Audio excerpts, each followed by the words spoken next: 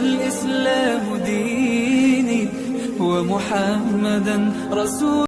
أعوذ بالله من الشيطان الرجيم. بسم الله الرحمن الرحيم.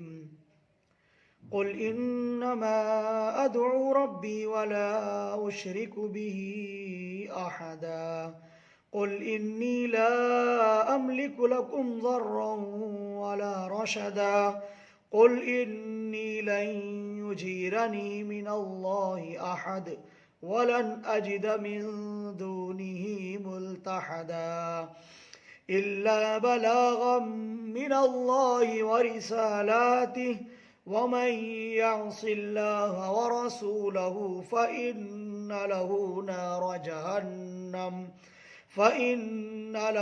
نار جهنم خالدين فيها أبدا حتى إذا رأوا ما يوعدون فسيعلمون من أضعف ناصرا وأقل عددا قل إن أدري أقريب ما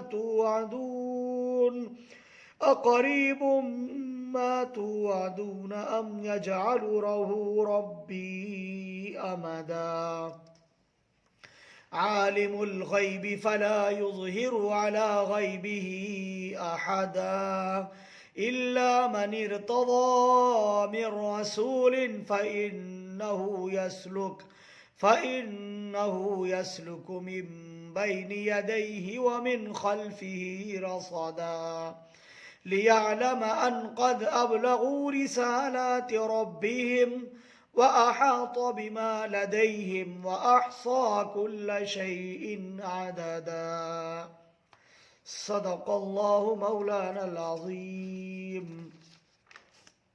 سورۃ الجن کی آیت نمبر 20 سے آیت نمبر 28 تک یعنی دوسرے رکوع کی آیات تلاوت کی گئی ہیں. گزشتہ آیات میں اللہ سبحانہ و تعالیٰ نے جنوں کا اللہ کے نبی صلی اللہ علیہ وسلم کا دوران نواز کلام اللہ کو سننا اور پھر اس کو قبول کر لینا اور پھر ان کا داعی بن جانا یعنی دوسرے لوگوں تک وحدانیت اور اللہ کے رسول صلی اللہ علیہ وسلم کی رسالت کے پیغام کو عام کرنا اور پھر جو لوگ رسول کی باتوں کی اتباع کر رہے ہیں پیروی کر رہے ہیں ان کے لیے اللہ کی طرف سے مدد ہونا اور اللہ کی طرف سے مغفرت اور عطا و انعام کے معاملات کیے جانا اور جو لوگ رسول کی اتباع پیروی نہیں کر رہے ہیں بلکہ تکذیب کر رہے ہیں اور آسمانی کتاب کو جھٹلا رہے ہیں ان کے ساتھ اللہ سبحانہ و تعالیٰ کا عذاب و عقاب کا معاملہ اور سختی کا معاملہ اس کا بھی ذکر کیا گیا اور جہنم کی طرف ان لوگوں کو کس طرح سے لے جایا جائے گا اور کیسا معاملہ ان کے ساتھ کیا جائے گا اس کا ذکر کیا. اور پھر آخر میں مساجد کے وہ اللہ کی عبادت کے لیے ہیں غیر اللہ کے لیے سجدہ کرنا ہی جائز نہیں ہے اور ان مساجد کو اللہ کی عبادت کے لیے خاص کر لینا یہ ذمہ داری ہے. اور اللہ کا کوئی بندہ جب اللہ کی طرف لوگوں کو بلاتا ہے تو لوگ اس پر ٹوٹ پڑتے ہیں اور اس کو ہلاک اور برباد کرنے کے در پہ ہو جاتے ہیں لیکن اللہ سبحانہ و تعالیٰ کی مدد ان کے ساتھ ہمیشہ ہے اور اللہ سبحانہ و تعالیٰ ایسے بندوں کو مقبول رکھتے ہیں. اس نوعیت کے مضامین گزشتہ درس کے اندر سامنے آ چکے ہیں. اسی دعوت کے مضمون کو اسی کی طرف پھر لوٹا جا رہا ہے کہ جو لوگ انکار کر رہے ہیں اور آپ صلی اللہ علیہ وسلم کی نبوت اور رسالت کے منکر ہوئے جا رہے ہیں ان کے لیے بڑا پیغام ہے اور ان کے لیے دعوت ہے اور یہ آفاقی پیغام ان کے لیے ہے کہ آپ ان سے کہہ دیجئے قل انما ادعو ربی ولا اشرک به احدا. آپ کہہ دیجئے ان سے کہ میں پکارتا ہوں بس اپنے رب ہی کو ولا اشرک به احدا اور میں اس کے ساتھ کسی کو شریک نہیں کرتا. تم لوگ بھی اس دعوت کو قبول کر لو تم لوگ بھی اس بات کو مانو. میں ایک اللہ کی طرف تم کو بلا رہا ہوں ایک اللہ کی دعوت تم کو دے رہا ہوں. میں بھی اسی کو پوجتا ہوں میں اسی کی عبادت کرتا ہوں اس کے سوا ولا اشرک به احدا میں اس کے ساتھ کسی کو شریک نہیں ٹھہراتا ہوں. قل انی لا املک لکم ضرا ولا رشدا. آپ یہ بھی کہہ دیجئے کہ میرے اختیار میں نہیں ہے کہ میں تمہارا برا کروں یا میں تم کو راہ راست پر لاؤں یہ بھی میرے کام نہیں ہے. بلکہ میری تو ذمہ داری اور میری تو ڈیوٹی یہ ہے کہ میں تم کو اللہ کی طرف بلاؤں، وہ کام میں انجام دے رہا ہوں۔ نفع نقصان کا مالک اللہ سبحانہ و تعالیٰ ہے، وہ جس کو چاہتا ہے نفع پہنچاتا ہے، جس کو چاہتا ہے اس کی ذات سے نفع ہوتا ہے۔ جو لوگ میری بات کو مان لیں گے، جو لوگ میرے پیغام پر لبیک کہیں گے، وہ یقیناً کامیاب ہونے والے ہیں، ان کو اللہ سبحانہ و تعالیٰ کی طرف سے کامیابی مل جائے گی اور وہ کامیاب ہوں گے دنیا میں بھی آخرت میں بھی۔ جو لوگ ایسا نہیں کر رہے ہیں وہ یقیناً راہ بھی ان کو نہیں ملے گی اور وہ گمراہ ہو جائیں گے۔ البتہ میری اپنی خواہش اور اپنی تمنا پر ایسا نہیں ہے کہ میں تم کو کوئی نقصان پہنچا دوں گا، تمہیں میری ذات سے کوئی نقصان پہنچائے گا، یا میں تمہیں ہدایت پر لانا چاہوں تو میں تم کو ہدایت دے دوں گا۔ یہ میرا کام نہیں ہے، اللہ سبحانہ و تعالیٰ کا کام ہے۔ اب یہاں اللہ سبحانہ و تعالیٰ نے جو یہ بات ارشاد فرمائی ہے، اِنَّكَ لَا تَهْدِي مَنْ أَحْبَبْتَ وَلَكِنَّ اللَّهَ يَهْدِي مَن يَشَاءُ، کہ جس کو اے نبی آپ چاہیں کہ ہدایت مل جائے، ضروری نہیں ہے کہ اس کو ہدایت ملے گی، اللہ جسے چاہتے ہیں اس کو ہدایت عطا فرماتے ہیں، تو ہدایت دینا اللہ کا کام ہے۔ ایک تو یہ بات بے غبار ہو جاتی ہے کہ نبی کا کام وہ اللہ کے پیغام کو اس کے بندوں تک پہنچا دینا ہے، داعی کا کام اللہ کا پیغام اللہ کے بندوں تک پہنچا دینا ہے، ہدایت دینا نہ دینا یہ اللہ سبحانہ و تعالیٰ کے بس کی بات ہے، یہ اس نے اپنے ہاتھ میں رکھا ہے۔ تو داعی کو اپنا کام پہنچانا ہے، اپنی بات اپنا پیغام پہنچانا ہے، اور پھر نتیجہ اللہ کے اوپر چھوڑنا ہے کہ نتیجہ اللہ سبحانہ و تعالیٰ ظاہر فرمائیں گے کہ اس کی ہدایت کی صورت میں بھی نتیجہ ظاہر ہو سکتا ہے، اور اس کے کفر و ضلال پر بھی اللہ سبحانہ و تعالیٰ کا فیصلہ ہو سکتا ہے۔ یہ اللہ سبحانہ و تعالیٰ کے ہاتھ میں ہے، اللہ سبحانہ و تعالیٰ نے اس نظام کو اپنے ہاتھ میں رکھا ہے۔ ہماری ڈیوٹی یہ ہے کہ ہم اپنے کام اپنی ذمہ داری ادا کریں۔ داعی کا کام صرف اتنا ہی ہے، اسی لیے نبی نے بھی یہ بات کہی اور اعلان کیا کہ میں تمہیں نہ نقصان پہنچا سکتا ہوں، تمہارا برا نہیں کر سکتا ہوں، اور نہ میں تم کو راہ پر لانے کا جو ہے وہ ذمہ دار ہوں کہ تم راہ پر آ جاؤ اور میں جو ہے وہ راہ پر تم کو لا دوں۔ ایسا بھی نہیں ہے، جب اللہ سبحانہ و تعالیٰ چاہتے ہیں تو ہدایت ملتی ہے، اللہ کی مشیت نہیں ہوگی تو ہدایت نہیں ملے گی۔ قُلْ إِنِّي لَن يُجِيرَنِي مِنَ اللَّهِ أَحَدٌ وَلَنْ أَجِدَ مِن دُونِهِ مُلْتَحَدًا، آپ ان کو کہیے کہ مجھ کو بھی اللہ کے ہاتھ سے کوئی نہیں بچا پائے گا، اور نہ پاؤں گا اللہ کے سوا میں کہیں کوئی جگہ جہاں میں سرک جاؤں یا اس سے تھوڑا بہت کھسک جاؤں۔ لَنْ أَجِدَ مِن دُونِهِ ملتحدہ، اس کے علاوہ اللہ کے سوا میں کہیں سرکنے کی بھی جگہ نہیں پاؤں گا، خود اپنی ذات کے لیے۔ اللہ سبحانہ و تعالیٰ کیا معاملہ فرمانے والے ہیں یہ بھی اللہ کے علم ہے، اللہ سبحانہ و تعالیٰ ہی جانتے ہیں۔ تو تمہارے بارے میں تمہارے نفع اور نقصان کا بھی میں مالک نہیں ہوں، اصل نفع اور نقصان کی مالک جو ذات ہے وہ اللہ سبحانہ و تعالیٰ کی ذات ہے۔ اللہ سبحانہ و تعالیٰ ہی ہے جو نفع پہنچاتے ہیں، اور اللہ تعالیٰ ہی ہیں جو نقصان پہنچاتے ہیں۔ یہاں یہ بات سمجھنی چاہیے کہ جو لوگ غیر اللہ کی طرف التفات کرتے ہیں، توجہ کرتے ہیں، سوچتے ہیں کہ کہیں ہمارا نقصان نہ ہو جائے، کہیں فلاں کی وجہ سے ہمارا کام نہ بگڑ جائے، وہ کام نہ ہوا تو یہ نہ ہو جائے، اس طرح کی جو چیزیں سوچتے ہیں، ان لوگوں کو یقین رکھنا چاہیے اس بات پر کہ اس کائنات میں جو بھی نظام چل رہا ہے وہ اللہ سبحانہ و تعالیٰ کے علم میں ہے اور اللہ ہی کے حکم سے چل رہا ہے۔ اللہ تعالیٰ جیسے چاہتے نظام کو چلاتے ہیں۔ ساری کائنات مل کر کسی کو نفع پہنچانا چاہے نفع نہیں پہنچا سکتی مگر اتنا ہی جتنا اللہ چاہے، ساری کائنات مل کر کسی کو نقصان پہنچانا چاہے نہیں پہنچا سکتی مگر اتنا ہی جتنا اللہ چاہے۔ اللہ چاہیں گے تو نقصان ہوگا، اللہ چاہیں گے تو نقصان نہیں ہوگا، اللہ چاہیں گے تو نفع ہوگا، اللہ چاہیں گے تو نفع نہیں ہوگا۔ یہ اللہ کے ہاتھ میں ہے، نفع اور نقصان کا مالک اللہ سبحانہ و تعالیٰ ہی ہے۔ جو لوگ ادھر ادھر بھٹکتے ہیں، ایسے لوگوں کے لیے بڑا سبق ہے کہ وہ اس بات پر غور کریں، توجہ کریں کہ نبی بھی اس بات کا اعلان کرتا ہے، تو پھر ہما شما کس دائرے میں آئیں گے اور ان کو کس طرح سے جائزہ لینا چاہیے اپنی اس بات کا کہ وہ ادھر ادھر بھٹکتے ہیں۔ اس لیے فرمایا وَلَنْ أَجِدَ مِن دُونِهِ مُلْتَحَدًا، اللہ سے سرک جاؤں، کھسک جاؤں، بچ جاؤں، یہ ممکن نہیں ہے۔ اللہ سبحانہ و تعالیٰ سے کوئی نہیں بچ سکتا ہے، نہ اپنی طرف سے کوئی اضافی بات کہہ سکتا ہے۔ جو اللہ کی طرف سے پیغام دیا گیا ہے وہ پیغام رسانی کا کام نبی کا ہے، وہ صرف اتنا ہی کام کر سکتے ہیں۔ اللہ بلاغ من اللہ ورسالاتہ، مگر میری ذمہ داری ہے اللہ تعالیٰ کی طرف سے اس کے پیغام کو پہنچانا، اور اللہ سبحانہ و تعالیٰ نے جو پیغام عطا کیا ہے اس پیغام کو اللہ کے بندوں تک پہنچا دینا، یہ میری ذمہ داری ہے۔ وَمَن يَعْصِ اللَّهَ وَرَسُولَهُ فَإِنَّ لَهُ نَارَ جَهَنَّمَ خَالِدِينَ فِيهَا أَبَدًا۔ جو کوئی اللہ کے حکم کو نہیں مانتا ہے اور اس کے رسول کے حکم کو نہیں مانتا ہے، بے شک جہنم اس کا ٹھکانہ ہے، وہ ہمیشہ ہمیشہ اس کے اندر رہیں گے۔ اللہ اور اس کے رسول صلی اللہ علیہ وسلم کی تعلیمات اور ان کی ہدایات پر جو لوگ عمل کریں گے وہ بچ جائیں گے، ان کی جان بخشی ہوگی، وہ نجات پانے والے ہیں۔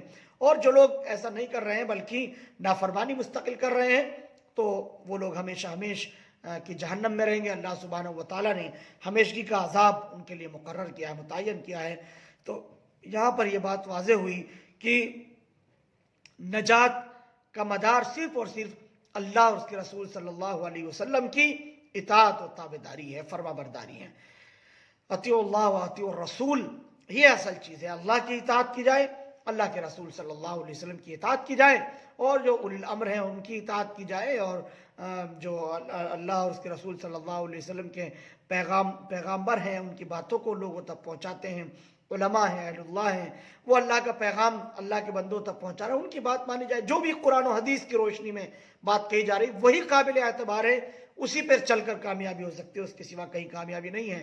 تو جو لوگ ان پر چلیں گے وہ کامیاب ہوں گے، اور جو ان کے خلاف چلیں گے گویا وہ نافرمان ہیں، ان کے لیے ہمیشگی کا جہنم ہے، ہمیشگی کا عذاب ہے، جو جہنم کی صورت میں قیامت میں ظاہر ہوگا۔ حتی اذا رأوا ما یوعدون فسیعلمون من اضعف ناصرا واقل عددا، یہاں تک کہ جب دیکھیں گے جو کچھ ان سے وعدہ ہوا ہے تب وہ جان لیں گے کس کے مددگار کمزور ہیں اور گنتی میں کم ہیں۔ اللہ سبحانہ و تعالیٰ یکتا و تنہا ہے، لیکن وہ اکیلا اتنا بڑا ناصر و مددگار اور حامی ہے اور وکیل ہے کہ اس کے سامنے ساری طاقت ہے۔ طاقت تو صرف اسی کی ہے، اوروں کے پاس جو کچھ طاقت ہے وہ اللہ کی عطا کردہ ہے، تو طاقت کا تو تصور کوئی ہے ہی نہیں۔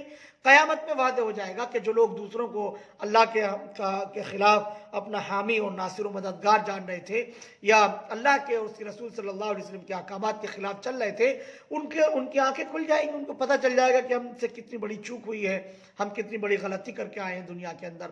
تو بہت سارے لوگ تو ایسے ہوتے ہیں کہ جو ناسمجھی میں اور عدم واقفیت میں ایسا کر رہے ہیں، لیکن بہت بڑی تعداد ایسی بھی ہے جو جانتے بوجھتے اس کی مخالفت کرتے ہیں، خلاف ورزی کرتے ہیں۔ ایسے لوگوں کا کہیں کوئی ٹھکانہ نہیں ہے، دنیا میں بھی ذلیل و خوار ہونے والے ہیں، اور آخرت میں بھی دنیا میں جز وقتی کچھ خیر وہ سمجھ رہے ہوں کہ ہمارے لیے بھلا ہو رہا ہے اور ہمارے لیے اچھائیاں ہیں، ہمارے ساتھ اچھا ہو رہا ہے، تو ممکن ہے وہ یہ مزے اڑا لیں، وہ عیش و عشرت کی زندگی گزاریں۔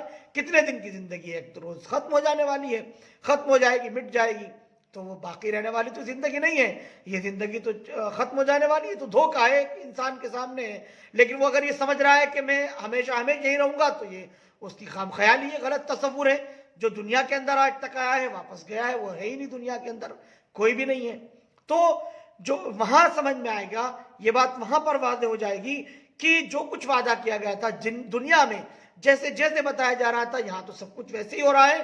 تو یہ باتیں کھل جائیں گی کہ جن کے مددگار کمزور ہیں اور تعداد کے اندر کم ہیں، یہ خود بخود چیز واضح ہو جائے گی۔ قل ان ادری اقریب ما توعدون ام یجعل له ربی امدا، پھر یہ قل کر، یعنی یہ باتیں کہی جا رہی ہیں کہ آپ ان لوگوں سے جو آپ پر اعتراض کر رہے ہیں، آپ کی باتوں کو جھٹلا رہے ہیں، رسالت کے منکر ہو رہے ہیں، آپ پر طرح طرح کے الزامات دھر رہے ہیں، آپ کو مجنون کہہ رہے ہیں اور اللہ کا انکار کر رہے ہیں، آسمانی کتاب کا انکار کر، آپ ان سے یہ کہیے، ان کو یہ بتائیے تاکہ یہ ایمان لے آئیں، ایمان کے قریب ہو جائیں، ان کے بات سمجھ میں آ جائے، یہ یقین کرنے والے بن جائیں، اعتبار کرنے والے بن جائیں۔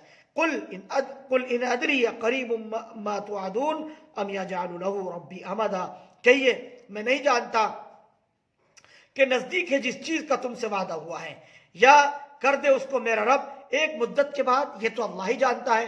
اس قیامت کا جس کا میں وعدہ کر رہا ہوں، جس کے بارے میں تم کو ڈرا رہا ہوں، جس قیامت سے تم کو ڈرایا جا رہا ہے کہ قبر کے بعد جو ہے وہ دوبارہ زندہ کیا جائے گا، قیامت قائم ہوگی اور میدان حشر ہوگا، وہاں پر اس زندگی کا حساب و کتاب ہونا ہے، اس میدان حشر سے میں تم کو ڈرا رہا ہوں، قیامت سے میں تم کو ڈرا رہا ہوں۔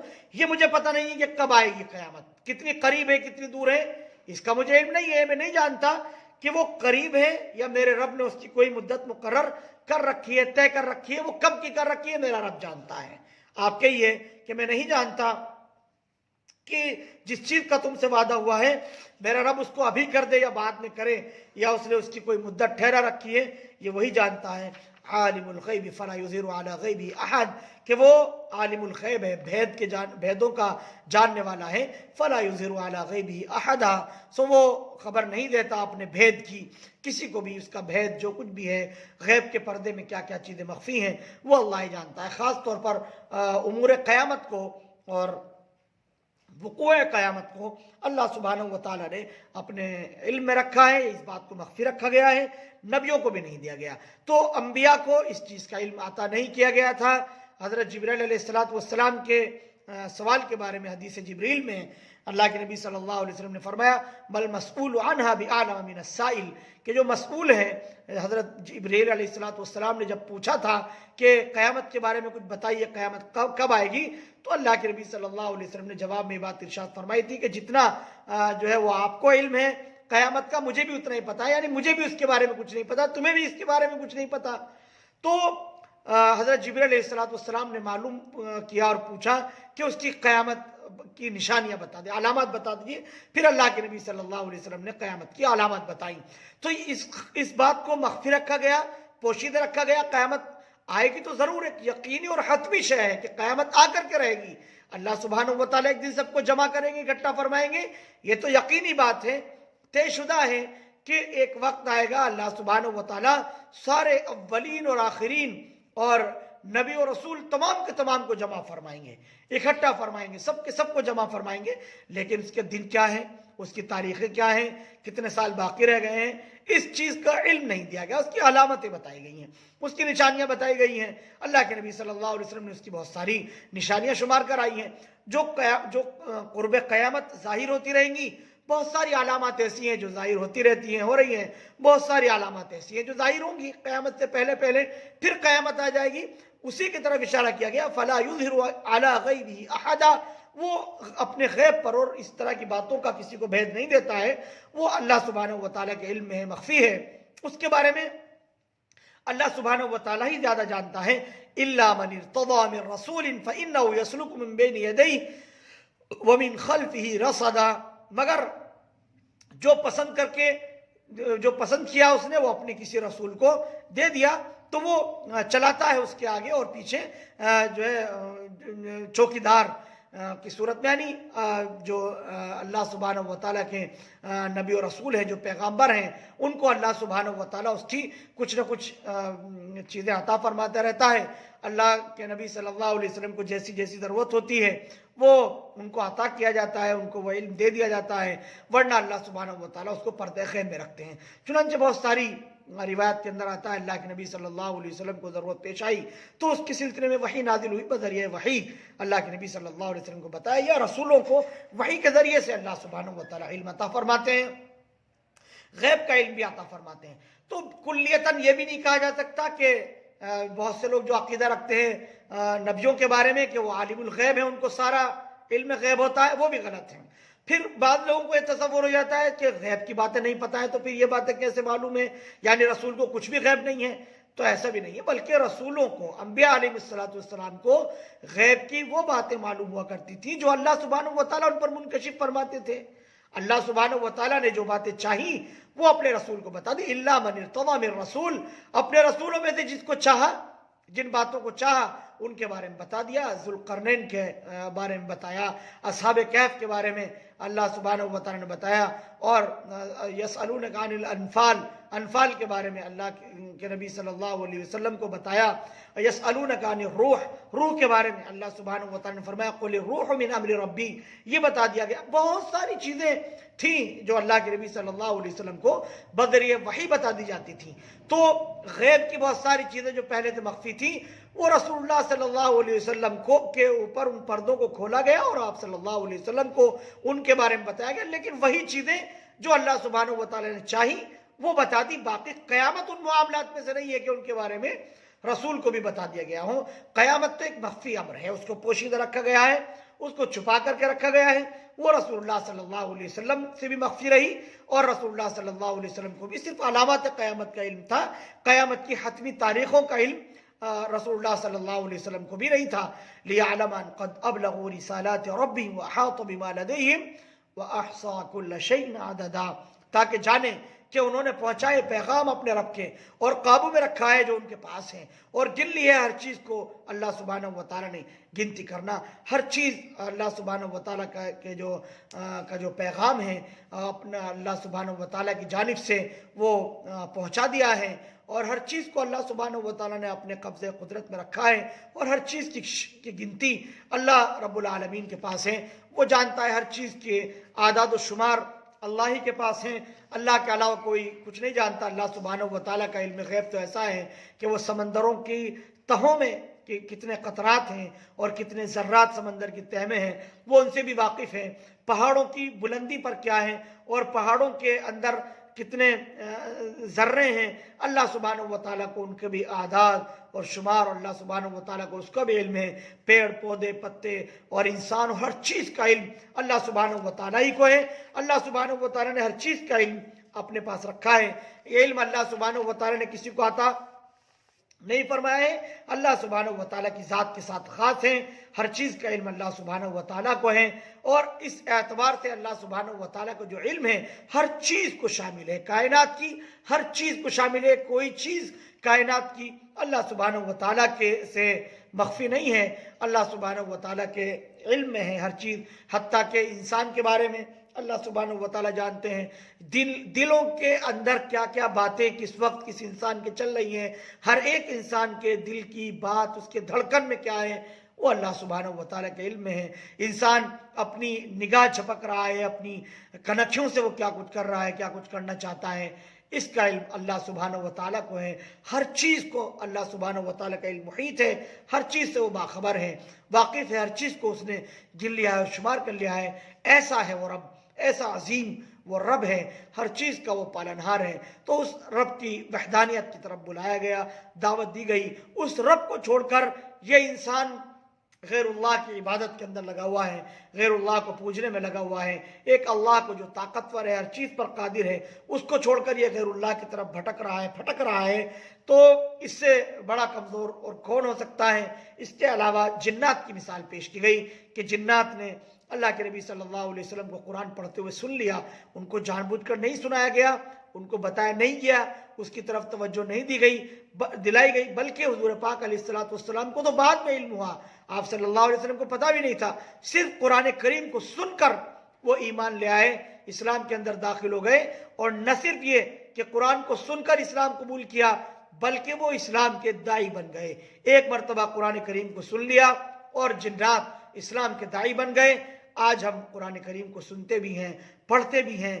کیا کمی ہے وہ کمزوری کہاں ہے کہ ہم داعی نہیں بنتے ہیں. ہم قرآن کریم کو اپنی زندگی میں نہیں اتارتے ہیں. ہم قرآن کریم کے پیغام کو عام کرنے کی فکر اور کوشش نہیں کرتے ہیں جبکہ ہماری اولین ذمہ داری ہے. اور ہر چیز کی اصلاح اور اس امت کا جس خیر پر جمع ہونا ممکن ہے اور جس خیر کے ذریعے سے اس امت کی بھلائی وابستہ ہے وہ یہی ہے کہ قرآن کریم کی طرف آیا جائے. قرآن کریم کو عام کیا جائے اس کی تعلیمات اور اس کی ہدایات کو عام کیا جائے اس کے علوم و معارف پر عمل کیا جائے. یہی اصل کامیابی کی اساس ہے اور یہی اس کی بنیاد ہے. اللہ سبحانہ و تعالیٰ قرآن کریم کی فہم نصیب فرمائے اور علم و معرفت نصیب فرمائے. آمین وآخر دعوانا ان الحمدللہ رب العالمین. Thank you for watching Mufti Ashik Phulati.